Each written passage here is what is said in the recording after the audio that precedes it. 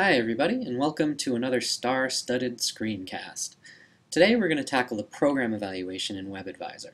We'll talk about what it is, how to find it, and how you can use it while you're at MCPHS. So buckle up for excitement. To start, we find ourselves here, once again, at the Students menu on WebAdvisor. If you don't remember how to get here, just check out our first screencast, the WebAdvisor Overview, for instructions.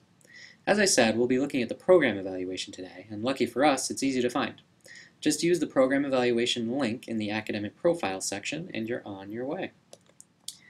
The program evaluation is a comprehensive list of all the requirements you need to complete in order to graduate.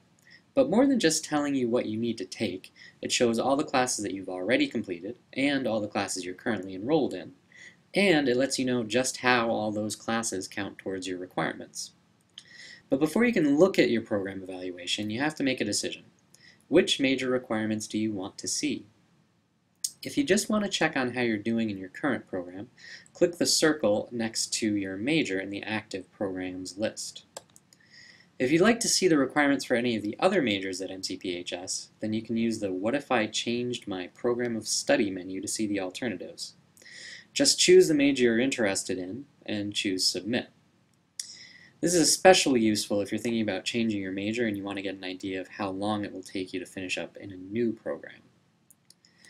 Now don't worry too much about the other menu here. Just select Registered or Pre-Registered, and the evaluation will include any classes that are currently listed on your schedule.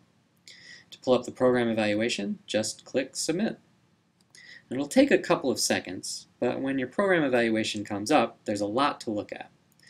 The evaluation itself is split up into a few different sections. We'll start at the top and make our way down, explaining as we go. At the very top of the page is your information, a list of the things you should already know, like your name, major, and year of graduation. Up here you'll also be able to see when you're eligible for online registration. Right now it shows that the add-drop period for the fall semester begins on September 4th. Keep in mind that registration start times can vary from person to person, so make sure you check this before you try to add and drop online. You can also see who the members of your MAC team are here. For those of you who didn't get the memo, your MAC team consists of your academic advisor, who can help you with questions you have about your schedule or your curriculum, your academic counselor, who can help you with issues related to academic success in the classroom, and your faculty mentor, a faculty member in your discipline who can help you with long-term questions about your program and career. Academic advisors and counselors have appointments available throughout the semester, and faculty mentors have assigned walk-in hours in the ARC. So if you ever need help, just stop on by and we can set you up with a meeting. And under that section, the real fun starts with the academic requirements for your major. First is the program summary section, where you can find the credit and GPA requirements you need to meet to graduate. As you go across, you can also see what your current GPA is and how many credits you've earned so far, as well as the number of additional credits you're registered for but haven't completed yet, and how many you'll have left to earn after you finish them. Institutional credits and institutional GPA just refer to the work that you've done at MCPHS, while the overall numbers include any transfer work that you've done.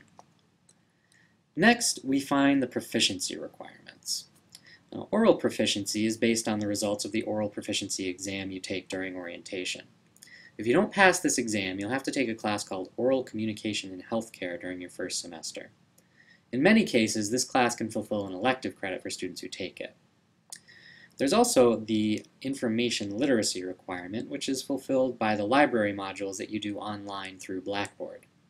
They're easy, quick, and useful, so make sure you take care of them. Also, just a quick heads up, students will sometimes complete these but still see them listed as incomplete on the program evaluation. If that happens to you, just check in with your academic advisor for help. Now, after that, we come to the bread and butter of the program evaluation, the list of all your required courses. Your major requirements are broken down by semester according to the general plan laid out in the college catalog. Here we have a list of all the courses taken in the fall of the first year, and below that, the spring of the first year, and so on down the line. If you scroll all the way down, you can get a full list of all the required coursework for your major and when in the curriculum each class is supposed to be taken. As you can see, any work that you've already finished is labeled as complete.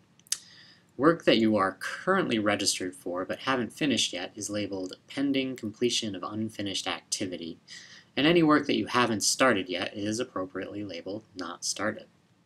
Finally, all the way at the bottom, there's a list of all of the professional courses for your program that you've taken or registered for so far.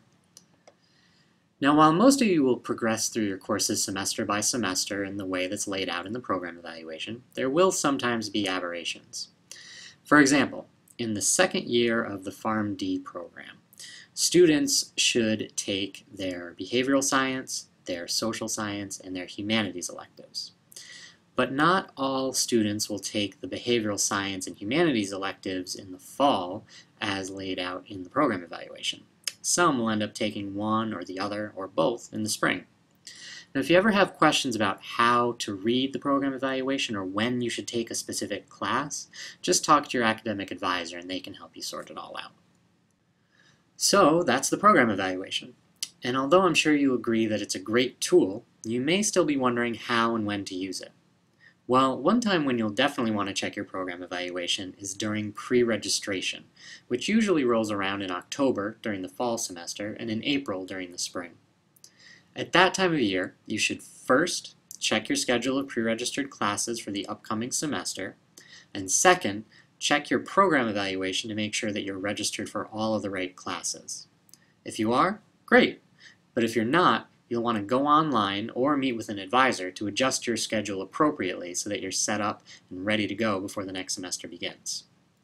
For example, no one is batch registered for electives at MCPHS, so you can use your program evaluation to find out which electives you still have to complete and when you should be planning to take them. Once you've figured that out, you'll be ready to add those classes to your schedule when online registration opens up. Now, while pre-registration is a great time to use your program evaluation, by no means is it the only time.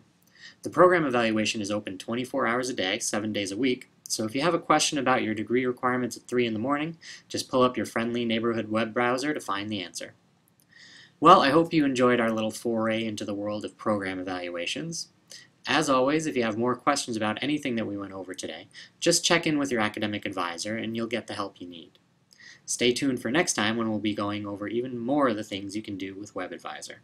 Until then, stay classy, MCPHS.